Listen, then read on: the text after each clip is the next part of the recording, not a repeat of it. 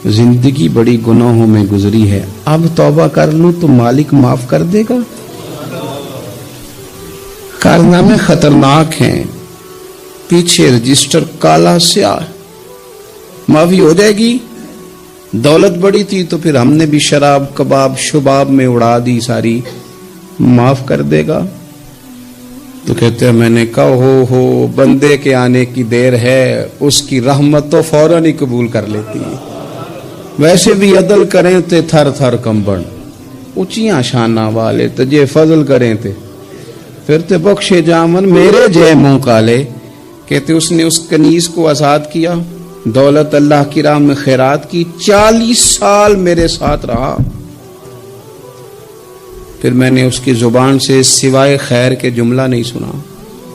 ایک کی بات کرتا تھا، کہتا تھا شیخ کاش آپ مجھے تھوڑا پہلے مل جاتے، زندگی سے یہ گلہ ہے کہ تو ذرا دیر سے ملا ہے، پہلے مل جاتے نا تو شاید میری زندگی یہ کچھ اور دن بن جاتے، تھوڑی دیر اللہ والے کی صحبت۔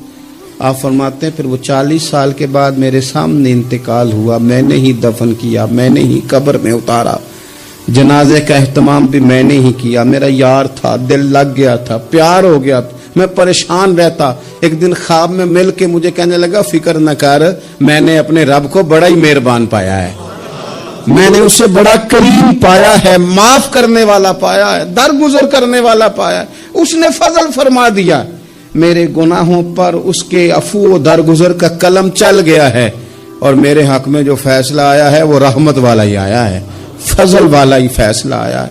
عزیز دوستو، تھوڑی دیر کسی نیک آدمی کی صحبت، ایک تو یہ ہے کہ وہ صحبت، وہ لوگ ہی ہوتے ہیں جو مل کے کہتے ہیں چھوڑ ساری دنیا داری ہے، پیسے ہوں تو سارے ٹھیک ہیں۔ یہ لوگ ہی ہیں جو یہ سبق بھی پڑھاتے ہیں، وہ لوگ ہی ہیں وہ کہتے ہیں چھوڑ یار، کون سے درویش کون سے مولوی کون سے دیندار سب اسی طرح کے ہی ہیں۔ یہ لوگ ہی ہیں جو کہتے ہیں چھوڑو میاں تم کس چکر میں پڑ گئے، ابھی تو اتنی عمر پڑی ہے۔ یہ سب چیزیں ہیں۔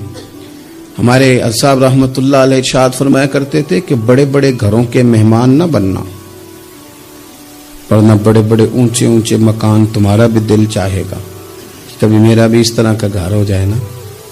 بڑے بڑے اونچے اونچے منصب دار لوگوں کے پاس نہ جانا، ورنہ تمہارا خیال بڑھے گا۔ دعوت کے لیے جانا، پیغام حق کے لیے جانا، وہ معاملہ ایک الگ ہے، لیکن اس شوق سے جانا کہ یہ بڑا آدمی ہے، فرمایا تمہارے لیے مشکل ہو جائے گی۔ تمہارا دل کہے گا کہ تو اتنے بڑے گھر میں کیوں نہیں رہ سکتا۔ اور پھر میں نے یہ بھی دیکھا ہے کہ بڑے بڑے خیر والے لوگ تھے لیکن صحبت بری مل گئی، لوگ نہیں ٹھیک مل سکے، مشیر نہیں ٹھیک مل سکے، معاملین نہیں ٹھیک مل سکے، رستے میں رہ گئے۔ صحیح بخاری میں ایک بادشاہ کا واقعہ ہے، بادشاہ کا۔ میں نے جب اسے پڑھا تو میں حیران ہی رہ گیا کہ یہ جو مشیر وزیر ہوتے ہیں یہاں تک لے جاتے ہیں بندے کو۔ ہرقل بادشاہ نے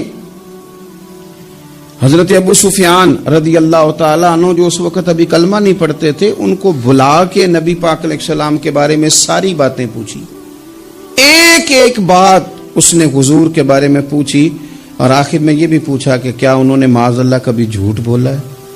تو ابو سفیان کہنے لگے نہیں، قربان جاؤں میری مخالفت اپنی جگہ پہ، لیکن وہ میرے سامنے پیدا ہوئے ہیں، 40 سال کی عمر میں اعلان نبوت کیا ہے، ان کی گود میں بیٹیاں کھیلتے میں نے دیکھی ہیں، ان کے مقدس بال میرے سامنے سفید ہوئے ہیں، محبوب نے جب بھی بولا حق اور سچی بولا ہے۔ اس کی نہ طبیعت میں دین اتر گیا بادشاہ کی۔ اس نے اس کے جواب میں بڑا خوبصورت جملہ کہا، کہنے لگا جس نے بندوں سے کبھی جھوٹ نہیں بولا وہ یہ جھوٹ کیوں بولیں گے کہ میں اللہ کا رسول بن کے آیا۔ اس کی طبیعت تسلیم کر گئی کہ نبی پاک علیہ الصلوۃ والسلام سچے اور آخری نبی ہیں، اور اس نے اظہار بھی کیا، کہنے لگا مجھے یہ تو امید تھی کہ اللہ کے آخری محبوب علیہ السلام اپنی شانوں عظمتوں رفعتوں بلندیوں سمیت تشریف لانے والے ہیں، پر یہ نہیں پتا تھا کہ وہ اہل عرب میں سے آئیں گے۔ اس نے کہا میں جلدی سے حاضر ہو کے نا حضور کی اطاعت قبول کرتا ہوں، لیکن بادشاہ تھا نا، بڑا آدمی جو ہوتا ہے نا وہ اپنے ماحول کو ذرا تھوڑا ساتھ لے کے چلنا چاہتا ہے، تو بادشاہ نے بھی نا اپنے جتنے اس کے وزیر مشیر تھے ان کو بلایا اور اپنے محل میں دعوت دی۔ ذرا انداز دیکھیے گا، اور خود بالا خانے کے اوپر چڑھ گیا, دروازے بند کر لیے, اور اوپر چڑھ کے نا انہیں بالا خانے سے جھانک کے کہنے لگا تمہیں بھی پتہ چل گیا, مجھے بھی پتہ چل گیا اللہ کے آخری رسول تشریف لے آئے صلی اللہ تعالی علیہ وسلم. اب میرا خیال ہے کہ ہماری اور تمہاری بہتری اور بقا اسی میں ہے کہ ہم بیٹھے نہ رہیں, جلدی سے جا کے محبوب پاک کے دامن کو تھام لیں, حضور کی فرما برداری قبول کر لیں. اب جب بادشاہ نے یہ بات کی تو وہ جو وزیر تھے, مشیر تھے, ان کی حالت اتنی خطرناک ہو گئی کہ وہ تو دروازوں کی طرف دوڑے کہ کھولیں گے اور نوچ لیں گے بادشاہ کو. یہ کیا کہہ رہا ہے معاذ اللہ. اس قدر زیادہ ان لوگوں نے اظہار کیا استغفر اللہ معاذ اللہ دین سے دوری کا. جب بادشاہ نے یہ کیفیت دیکھی نا, اوہو, بندے دیکھ کے رب رسول سے دور رہ گیا. کہنے لگا نہیں نہیں بھائی, نہیں نہیں, میں تو صرف تمہیں آزما ہی رہا تھا کہ تم اپنے دین کے ساتھ کتنے پختہ ہو. ہم نہیں کہیں بھی جا رہے, ہم یہیں رہیں گے, یہی ہمارا دین رہے گا. ان وزیروں نے, مشیروں نے, دوستوں نے, قریبی لوگوں نے رسول اللہ کی غلامی میں نہیں آنے دیا. اتنا برا اثر کرتے ہیں یہ مشیر وزیر, اتنا خوفناک حال کر دیتے ہیں انسان کا قریب رہنے والے لوگ کہ سامنے کرم کا دریا بہ رہا تھا, لیکن اس کی بدقسمتی دیکھو, وہ دور اس لیے رہ گیا کہ اس کے دوست ٹھیک نہیں تھے, مشورہ دینے والے ٹھیک نہیں تھے, قریب رہنے والے ٹھیک نہیں, یہ دور رہ گیا. اور نجاشی کلمہ پڑھ کے محبوب کا مسلمان ہو گیا. حضرت عائشہ صدیقہ فرمایا کرتی تھی نجاشی وہ خوش قسمت مسلمان ہے کہ جب وہ دنیا سے گیا تو اس کی قبر سے بھی نور نکلا کرتا تھا. اس نے نہیں بادشاہ دیکھی, غلامی کی رسول کریم, اور اس نے اپنے مشیروں پر لوگ تو یہاں تک بری صحبت اثر کرے گی کہ وہ دین سے دور لے جائے گی. اور ایک تو ہے دین کے قریب آنا.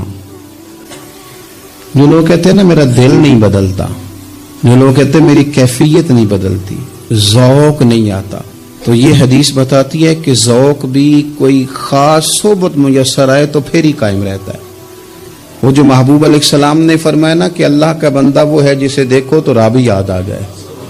خاص لوگ ہوتے ہیں جن کی صحبت میں بیٹھنے سے انسان کا دل اللہ سے جڑتا ہے, رسول اللہ صلی اللہ علیہ وسلم سے جڑتا ہے, دین پر عمل کرنے کو طبیعت چاہتی ہے.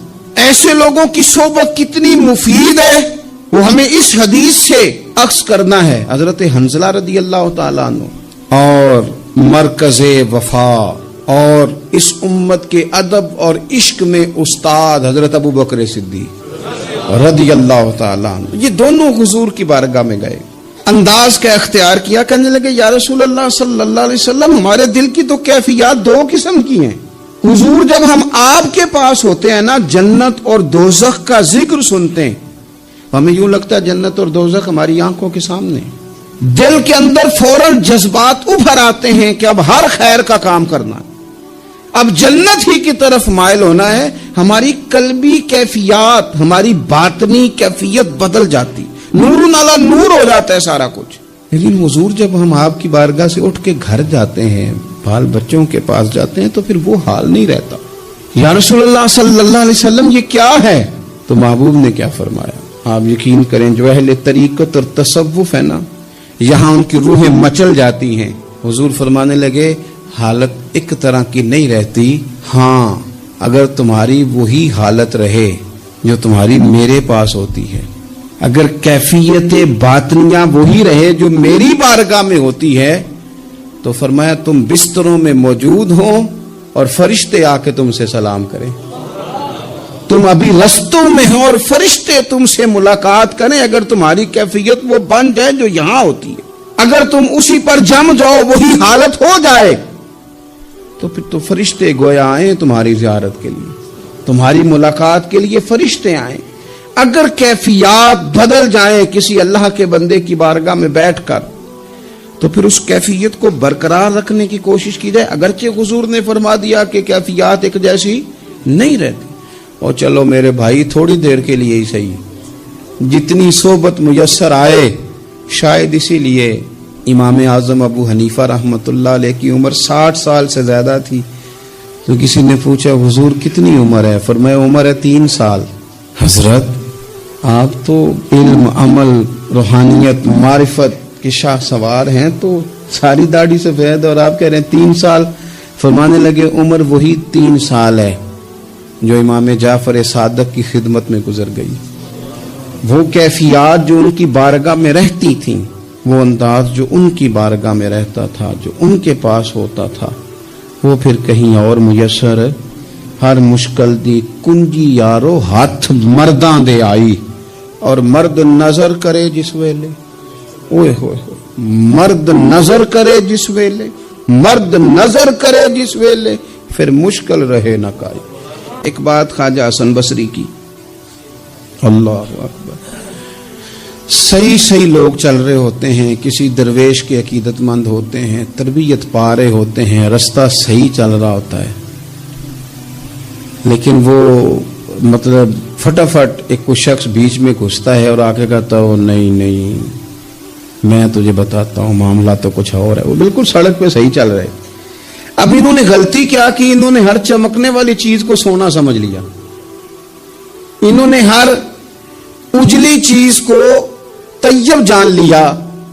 حضرت خواجہ حسن بصری فرماتے ہیں بروں کی صحبت میں نہ بیٹھنا، بروں کی صحبت تجھے اچھوں سے بدگمان کر دے گی. وہ تیرے ذہن میں اچھوں کے بارے میں. حضرت پیر چنن شاہ صاحب رحمت اللہ تعالی علیہ آل و مہار شریف والے، حضرت پیر چنن شاہ صاحب رحمت اللہ علیہ کے پاس نا ایک نوجوان آیا تو پیار ہو گیا. وہ بیٹھنے لگا، طریقت سیکھنے لگا. وہ لوگ بھی بڑے خالص تھے. انہیں مریدوں کی صورت میں طاقت نہیں چاہیے ہوتی تھی، بلکہ انہیں مریدوں کی صورت میں وہ لوگ چاہیے ہوتے تھے جو ان کا پیغام آگے پہنچائیں، جو ان سے وہ سیکھیں، جو وہ سکھا کے انہیں دیندار بنانا چاہتے ہیں. تو بچہ بیٹھ گیا. حضرت بھی بڑا ہی پیار کرنے لگے، اسے دین سمجھانے لگے. تو اس کے والد صاحب پیچھے سے آئے اور آگے کہنے لگے پتر چل گھر چلیے. کہنے لگے جی ابا جی ہوں میں تے نہیں جانا، میں تے ایتھے ہی رہنا ہے. کہنے لگا پتر چل میں بڑے پیر ویکھے نے.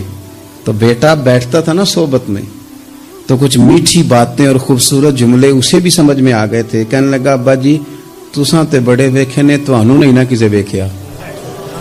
یہ تیری نظر کا کمال ہے کہ میری زندگی کا سوال ہے. تجھے نہیں نہ کسی نے دیکھا، مجھے تو دیکھ لیا. میری مجبوری ہے کہ میں کسی کی نظر میں آ گیا. اور نظر کی جولانیاں نہ پوچھو. نظر تو وہ ظالم نظر ہے، اٹھے تو بجلی پناہ مانگے اور گرے تو خانہ خراب کر دے. اس لیے میں تو نظر میں آ گیا ہوں. مجھے بتائیں میں کدھر جاؤں؟ میرا معاملہ اور طرح کا ہو گیا. تو عزیز دوست آپ یہ دیکھیں کہ آپ کسی صالح بندے کی صحبت میں جا رہے ہیں اور یکدم ایک شخص آیا ہے، اس نے آ کے سارا معاملہ روک دیا. بروں کی صحبت اچھوں سے بدگمانی پیدا کرتی.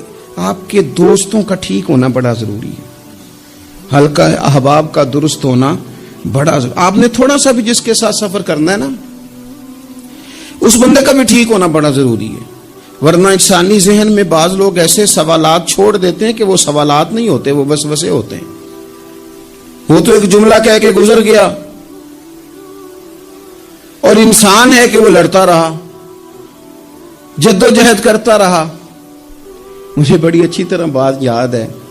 میں اپنے احباب میں سے سمجھ لیں یا بہن بھائیوں میں سے نہ کسی کے ساتھ کو تھوڑا بہت خیر کا کام کرتا تھا اپنی توفیق کے مطابق. تو ایک دن میں دوبارہ سے اسی سلسلے میں اپنی خدمت کے لیے حاضر ہوا تھا. تو میں واپس لوٹا تو ایک صاحب مجھ سے کہنے لگے کنا کچھ تو سائیں پار چانا ہے. دیکھ رہے ہیں سالوں گزر گئے. میں آپ کو اپنی بات بتاتا ہوں. تو واقعی میرا ذہن الجھنے لگ گیا. واپس آنے تک میں نے کہا یار یہ کب تک، یعنی کہ تو ہر روز کوئی نہ کوئی بات سنا دیتے ہیں کہ فلانی بھی مجبوری ہے، فلانی بھی، کب تک یہ کرنا ہے. میرا ذہن خاصا الجھ گیا اور میں بڑی عجیب سی کیفیت میں چلا گیا. میں اسی پریشانی کے عالم میں تھا کہ میں نے طبقات امام شورانی کھولا. ویسے ہی بائی دوے تو سامنے ایک بزرگ کا قول آ گیا. وہ کہنے لگے یاد رکھنا بندے بندوں کے محتاج نہیں، بندے رب کے محتاج ہے. اور اگر کوئی بندہ کسی کا بھلا کرتا ہے نا تو بس اللہ نے اس کی ڈیوٹی لگائی ہے، باقی دے اللہ ہی راہ ہے. بندے بندوں کے محتاج. اگر کوئی بندہ کسی کو کچھ دیتا بھی ہے تو وہ اللہ کی دی ہوئی ڈیوٹی سر انجام دیتا ہے بندے، او ہو میرا تو رو رو کے برا حال ہو گیا۔ اور میں نے کہا تو کیا سوچنے لگ گیا تھا، تو کچھ ہے؟ میں مسکین پرانا خادم، کسے در ملی نہ ٹوئی، ایت واصف یار نے نظر جو کیتی تے واصف ہی ہوئی۔ وہ پتہ سارا ہے نا سردار نو کیتیاں دا، اے دا پردہ چپایا ہی چلو بھلا ہو سی۔ الجھے نہیں، لوگ الجھا دیں گے آپ کو، چھوٹی سی بات کریں گے آپ الجھ نہیں، آپ کہیں گے اوہ میری وجہ سے چل رہا، تیری وجہ سے کچھ بھی نہیں چل رہا، کچھ بھی نہیں تیری وجہ سے چل رہا۔ بڑے بڑے تھے جو قبروں میں لیٹ گئے، ہوئے نامور بے نشاں کیسے کیسے، اور زمین کھا گئی نوجوان کیسے کیسے۔ کہاں میرے بھائی کسی کی وجہ سے نہیں، یہ نظام میرے رب کا ہے اور میرے مالک کی قدرت سے چل رہا ہے، یہ نبی کریم علیہ السلام کی نگاہ کرم سے چل رہا ہے۔ اس لیے الجھے نہیں، آپ کو لوگ الجھائیں گے، کہیں گے کب تک جی آپ تو فلانا تو بس ایسے ہوگا، نہ الجھے نہیں، کبھی نہیں الجھے۔ سنیں، ہمارے ارد گرد کے حلقہ یا احباب کا ٹھیک ہونا اتنا ضروری ہے کہ داتا گنج بخش علی اجویری رحمت اللہ علیہ فرماتے ہیں کہ مکہ معظمہ میں ایک شخص طواف کعبہ کر رہا تھا۔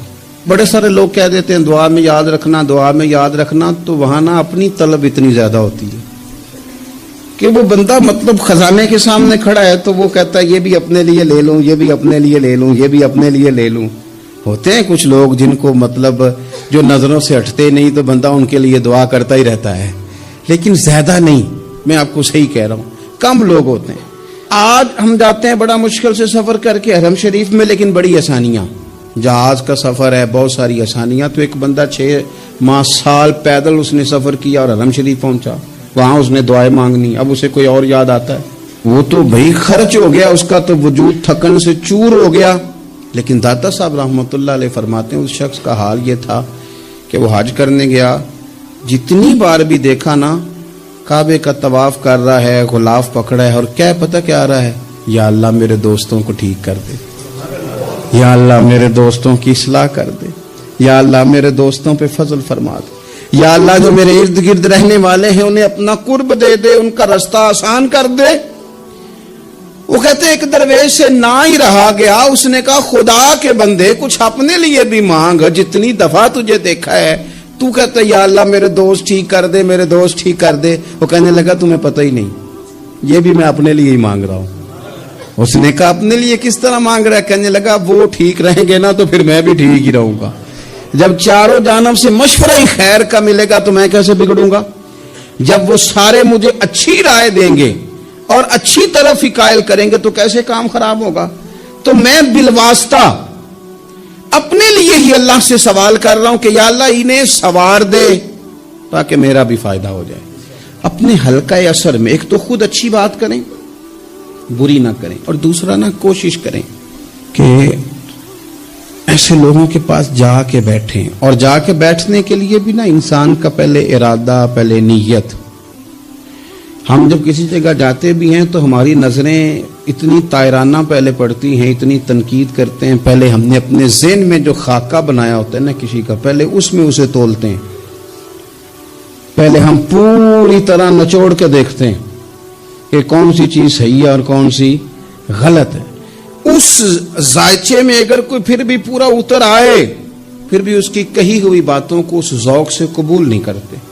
جب آپ کا سیکھنے کا مزاج ہے تو پھر تو ہمیں کہا گیا کہ یہ علم، یہ معرفت، یہ تو مومن کی گم شدہ میراث ہے، مومن کی ہے، اس سے گم ہو گئی ہے، جہاں سے ملے وہاں سے حاصل کرو، خیر کی بات آپ ذہن بنائیں، اچھا گمان کریں کہ یار میں نے سیکھنا ہے، تو آپ طالب علم سے بھی سیکھ لیں گے، چھوٹے بچے سے بھی سیکھ لیں گے۔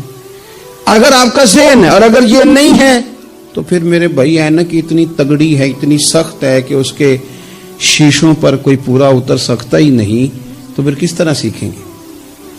آپ حضرت ابن الجوزی رحمت اللہ علیہ فرماتے ہیں کہ ایک درویش تھے، حضرت ابو ہاشم ان کا نام تھا، کہتے ہیں بڑی مجبوری تھی، مجھے کہیں جانا تھا تو کشتی نہیں مل رہی تھی، اچانک ایک کشتی گزرنے لگی تو میں بھی سوار ہونے لگا تو ملاح نے مجھ سے کہا کہ یہ ایک صاحب بیٹھے ہیں، بڑے امیر ہیں، ساتھ ان کی کنیز ہے، انہوں نے مجھ سے بک کر لی ہے ساری کی ساری، کی عقیدہ سی سالم کرا لیا ٹانگا، وہ ساری کی ساری بک کر لی ہے تو میں تو کسی کو نہیں بٹھا سکتا۔ تو وہ جو صاحب بیٹھے تھے بڑے سیٹھ آدمی تھے، کہنے لگے میاں آپ کسی اور کشتی میں، اور جو ان کی کنیز تھی نا وہ کہنے لگی چہرے سے کوئی نیک آدمی لگتا ہے، چلو اتنی سواریوں کی جگہ ہے، کسی کونے خدرے میں بیٹھ جائے گا، ہمارا کیا جائے گا۔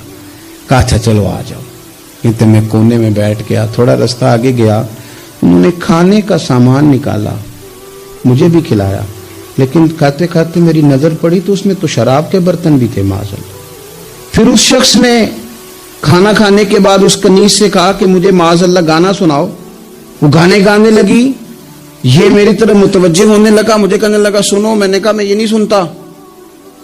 پھر میری طرف شراب بڑھائی، میں نے کہا میں نہیں پیتا، تو کہنے لگا تو کیا سنتا ہے، تو کیا سنتا ہے، تو کہنے لگے میں سناؤں کیا سنتا ہوں۔ کہا سنائیے، فرماتے میں نے قرآن پاک پڑھنا شروع کر دی۔ کچھ لوگ، میں آپ کو یقین سے کہتا ہوں، کچھ لوگ ایسے ہیں جن کی زندگی دور گزر گئی ہے مسجد سے، انہیں کو بندہ چاہیے جو تھوڑا سا جا کے پیغام حق سنائے۔ ان کو پتہ ہی نہیں ہے کہ دین میٹھا کتنا ہے، حسین کتنا ہے، قرآن میں چاشنی کتنی، سرکار کی تعریف کا، نعت خوانی کا رنگ کتنا شاندار ہے۔ میرا یہ ماننا ہے کہ جسے رب رسول کے رنگوں کی خوشبو کا پتہ چل گیا نا، پھر دنیا کا کوئی اور رنگ اسے اپنی طرف مائل کر ہی نہیں سکتا، سوال ہی پیدا نہیں ہوتا۔ کچھ لوگوں نے سونگا نہیں ہے، آئے نہیں ہیں، قریب نہیں آئے۔ تو شیخ ابو ہاشم کہتے ہیں، مجھے کہنے لگا سناؤ نا، امیر آدمی تھا، کبھی اس طرف گیا ہی نہیں تھا، ڈھیروں لوگ ہیں جو نہیں مسجد جاتے۔ الہاکم التکاثر حتی زرتم المقابر، اللہ فرماتے ہیں کہ تمہیں دولت کی ہرس نے اتنا عجیب الجھا دیا کہ قبروں تک پہنچ گئے تم۔ بہت سارے لوگ ہیں قبر میں چلے جاتے ہیں، مسجد میں نہیں آتے۔ تو کہتے ہیں میں نے اسے چند آیتیں سنائیں، اس کی تو کیفیت ہی بدل گئی۔ اللہ تبارک و تعالی نے نا اپنے بندوں کی اس کمزوری پر بھی اپنے بندوں کو یہ رہنمائی کی ہے کہ چونکہ تم نے اثر قبول کرنا ہے، لہذا اس طرح کرنا کہ سالے نیک لوگوں کی صحبت میں بیٹھنا، اور جو برے لوگ ہوں ان سے خود بخود پرہیز کرنا، ان کے پاس ہی نہ جانا۔ ضروری نہیں ہے کہ بچے کو آگ جلا ہی دے، لیکن بچہ چونکہ اس کا اثر لے لے گا، وہ اسے پتہ نہیں کہ وہ آگ ہے، لہذا اس کی ماں اسے نصیحت کرتی ہے کہ بیٹا تو آگ کے پاس جا ہی نہ، ایسا نہ ہو کہ تو چلا جائے اور تیرے لیے بہت زیادہ نقصان کا باعث یہ چنگاریاں بن جائیں۔ اللہ تبارک و تعالی نے نا ہمیں صالحین کی صحبت اختیار کرنے کا کہا اور برے لوگوں سے بچنے کا کہا۔ اور اگر قرآن مجید کی زبان میں سادہ ترجمہ کیا جائے تو ایک قوم کے پاس بیٹھنے کو کہا اور 2 مرتبہ پرہیز کا کہا، صراط الذین انعمت علیہم، ان لوگوں کے رستوں پہ چلو جو انعام یافتہ ہے، وہ ایک گروہ بتایا، اور غیر المغضوب علیہم ولا الضالین، ان سے بچو جن پر غضب ہوا اور وہ جو رستے سے بھٹک گئے، گمراہ ہو گئے۔ پرہیز کی باری آئی تو 2 لوگ بتائے، بھٹکے ہوئے سے بھی بچنا اور جو فضل والے نہ ہوں، غضب والے ہوں، ان سے بھی بچنا۔ تو صالح صحبت، اچھی صحبت، نیک لوگوں کے ساتھ اٹھنا بیٹھنا۔ قرآن مجید کی سورہ توبہ میں اللہ کریم ارشاد فرماتے ہیں والمؤمنون والمؤمنات بعضهم اولیاء بعض، مومن مرد اور مومن عورتیں ایک دوسرے کے مددگار ہیں، دوست ہیں، مددگار ہیں۔ کیا مدد کرتے ہیں؟ وہ مالی مدد کرتے ہیں،